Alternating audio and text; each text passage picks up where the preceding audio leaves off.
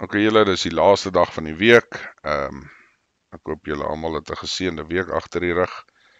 En ek hoop julle het 'n lekker naweek wat voor julle lê. Mense, vandag wil ek 'n bietjie praat oor ek dink 'n ondergebruikte produk.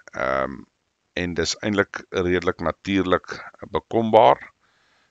Maar as jy nou by die winkels gaan koop, betaal jy gewoonlik maar deur die ore. En die ding waarvan ek praat is heuning. Kyk, is ook die enigste produk wat nie 'n vervaldatum het nie. Dit kan jy maar gaan opsoek. Enige ander ding verval. Daar's ouens wat nou maar kan sê jy kan jou blikkies kos vir 20 jaar hou en dit eet en ensovoorts ensovoorts. Dis reg. Ek weet nie of ons of ons by daai tydlyn gaan uitkom nie, maar dit nou daar gelaat. Maar heuning is die ding wat jy weet, hy kan nie verval nie, hy het nie 'n vervaldatum nie. Baie belangrik wat ek net wil opbring van heuning is, ek dink is 'n baie gemisbruikte ding. Mense is altyd bekommerd oor die suiker, hoeveelheid daaraan ensovoorts ensovoorts. Maar mense vergeet, jy weet, daar's medisinale gebruike vir dit. As jy bietjie gaan oplees oor boererate ensovoorts, sal jy altyd sien daar kom heuning in. Heuning is betrokke. Dit het altyd te doen met jy weet, dis 'n antiseptiese middel. Klomp medisinale gebruike vir dit. En dan natuurlik, ek dink persoonlik, is maar net my persoonlike opinie, as ek dit kon bekostig, sou ek byvoorbeeld in my tee en koffie slegs heuning gedrink het. Maar dit is maar 'n bietjie duur, veral as jy dit by die winkels koop. So hier's my voorstel aan julle. As jy iemand ken wat op 'n landelike gebied bly of redelik apart is van ander mense ensovoorts, en die ou is gewillig en jy het 'n paar rand, gaan sê vir die ou, luister, ek sal vir jou 'n paar byekorwe gee. Jy weet, ons los hulle daarin soos wat die bye dan nou aangaan. Jy weet, kan 'n mens die bye jy weet, die heuning daar uithaal ensovoorts. Net so 'n bietjie van 'n ietsie snaaks wat ek net die mense ook wil herinner, veral as jy nou self wil betrokke raak aan bye ensovoorts. Neem maar net kennis, jy weet, die Africanized killer bee waarvan almal altyd praat, veral as die Amerikaners of Animal Planet of een van daai plekke 'n ding maak oor die bysteke en al daai goeters. Ons noem hulle sommer maar net bye hier by ons. Neem maar kennis daarvan.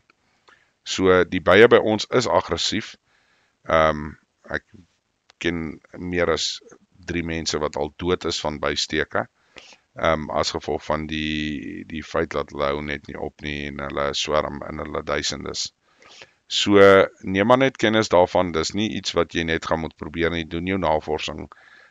Gaan kyk hoe om dit te benader, wat is die beste metodes ensovoorts.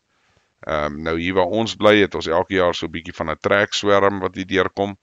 Dit is baie lief vir my suurlemoen en lemoen kruisingboom. Jy weet, jy kan sommer daar, ons gaan sit soms so onder die boom in die lente, en dan kan jy sommer hoor, dit klink of die boom lewendig is. So gaan die bye daaraan.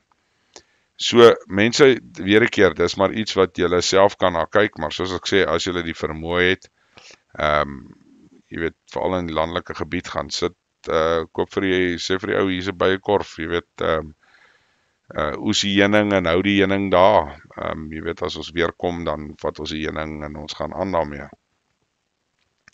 Want ek dink iets soos eenvoudige ding soos suiker gaan baie gou skaars raak. Ek dink nie dis iets wat ons maklik weer kan vervang nie. Ek weet daar is vervangingsmiddels soos goed soos suikerbeet. Obviously het jy jou suikerriet, maar suikerriet is nie baie lief vir ons of vir die meer kouer deel van Suid-Afrika nie. Dis maar meer vir die jy weet, daar in Natal ensovoorts.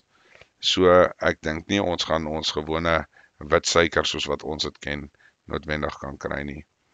Nou jy moet ook verstaan dat obviously produksie van heuning is nie 'n 'n vinnige proses nie, is iets wat baie tyd vat. En dit is as die bye oorleef en actually die korf gebruik byvoorbeeld. Maar nee, maar kennis, jy weet, dit is iets wat julle na kan kyk. Maar soos ek sê, wees maar veilig, gaan doen die navorsing, kyk hoe moet dit benader word, veral as jy dit self wil doen. Dit kan jou lewe kos op die einde van die dag.